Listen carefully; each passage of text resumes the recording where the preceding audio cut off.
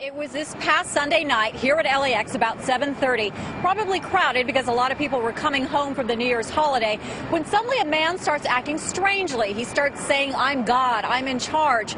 LAX police arrest that man, and he turns out to be a TSA agent.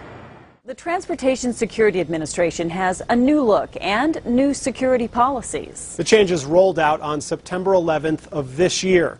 The new rules let the TSA employees avoid the same security screening procedures they're paid to monitor.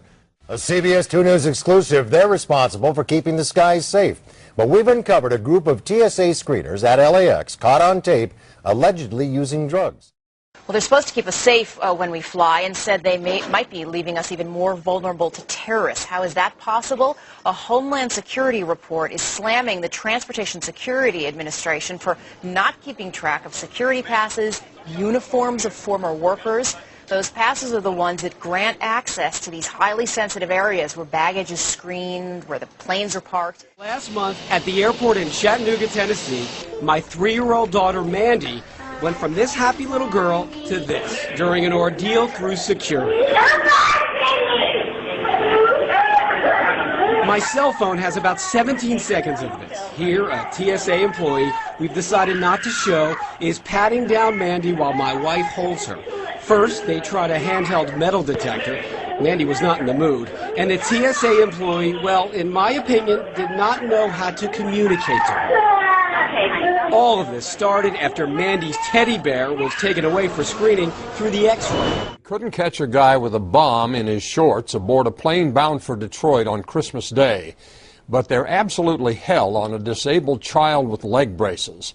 The Transportation Security Administration refused to allow a 4-year-old disabled boy to pass through airport security without first taking off his leg braces.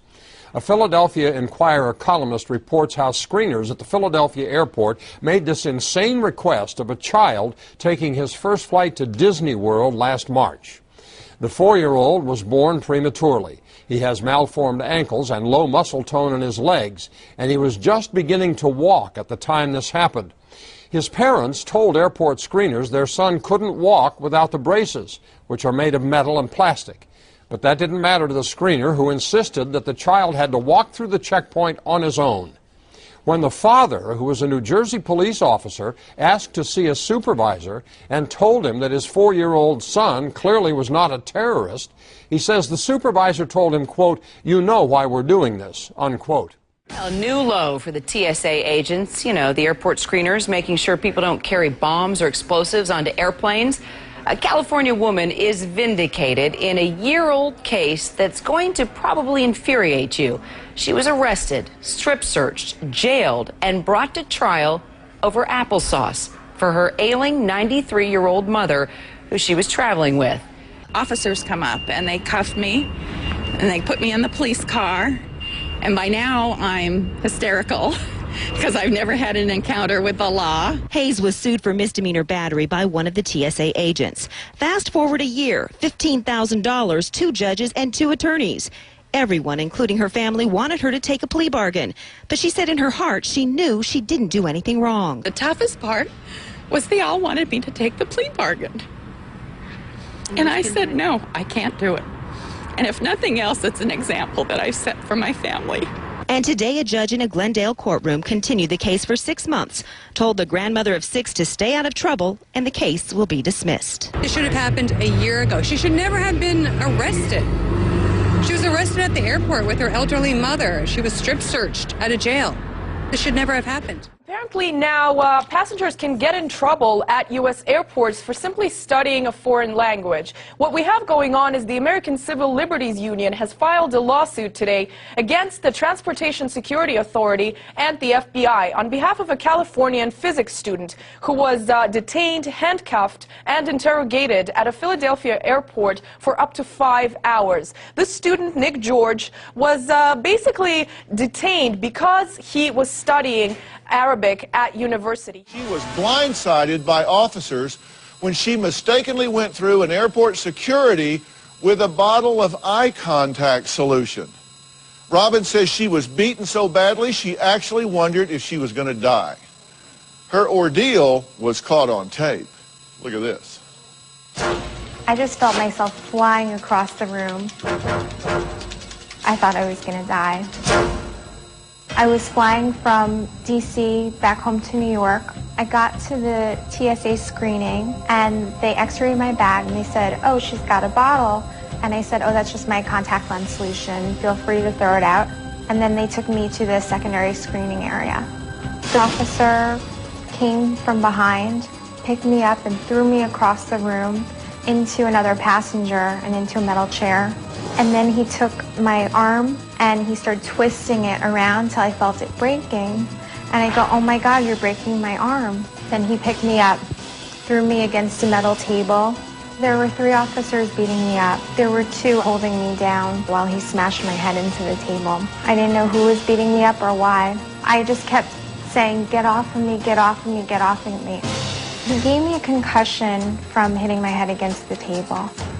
Here in Chicago, we watched as passengers like this man are subjected to exhaustive security checks. He's patted down, his wheelchair is examined, and his hands are swabbed, all in public view in a see-through room at the security checkpoint. And he's not alone.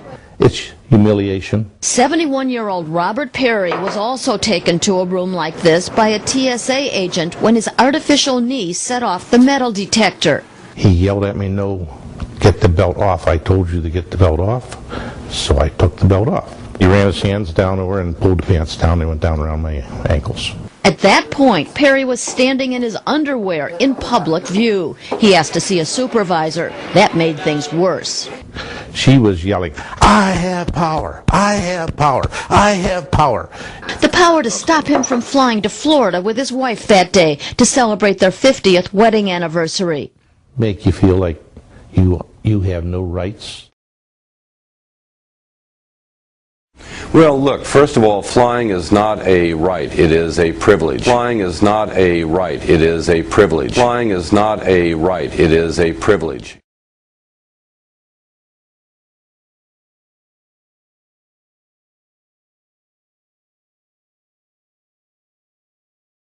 It's the sort of security we've seen a lot of since 9/11 at places like airports and seaports and major sporting events. Now, here at the bus station. To sort of invent the wheel in advance in case we have to, if there ever is specific intelligence requiring us to be here, this way us and our partners are ready to move in at a moment's notice. What we're looking for are threats to national security as well as immigration law violators. We're also looking at one of our main initiatives, which is bulk cash smuggling. And so passengers ready to head toward Orlando, Jacksonville, and points north had to go through a series of checks while Susu from the Tampa Airport Police Department gave the bus his sniff test. It's all part of what Homeland Security calls VIPER, for Visible Intermodal Prevention and Response. Yeah, they're big on initials. In this team effort between TSA, ICE, CBP, and TPD. This is ongoing for us. We do this every day. Well, imagine showing up for your next flight at the airport and being handed a device, a little bracelet, that would serve as your boarding pass. It would track your lost luggage, and it would also shock you with the same power as a taser if you get out of line. Well, a top official with the Department of Homeland Security has expressed interest in these so-called safety bracelets. So is this really the future of air travel?